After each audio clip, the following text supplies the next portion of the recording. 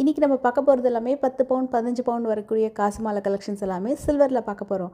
அதுவும் பியூர் சில்வரில் ஆன்டிக்கில் வரக்கூடிய காசு மாலை கலெக்ஷன் எல்லாமே ரொம்ப ரொம்ப பெஸ்ட்டாக இருக்கும். ஒரு டிசைனுமே யூனிக்காக இருக்கும். நல்ல பெரிய பெரிய காசுங்க. அதுலேயும் எல்லாமே சரடு கோர்த்த மாடலில் ரொம்ப அழகாக பண்ணியிருக்காங்க.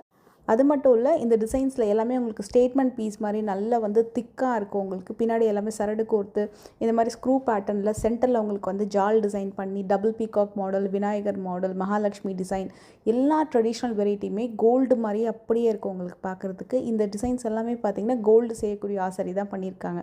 ஸோ உங்களுக்கு சில்வரில் அப்படின்னு சொல்லிட்டு நம்மளுக்கு டிஃப்ரெண்ட்டாகவே தோணாது. கோல்டு வேர் பண்ண மாதிரியே இருக்கும் இது. இந்த கலெக்ஷன்ஸ் எல்லாமே டி நகரில் இருக்கிற வெள்ளி ஷாப் அந்த ஷோரூமில் நீங்கள் வந்து இந்த கலெக்ஷன்ஸ் பார்க்கலாம்.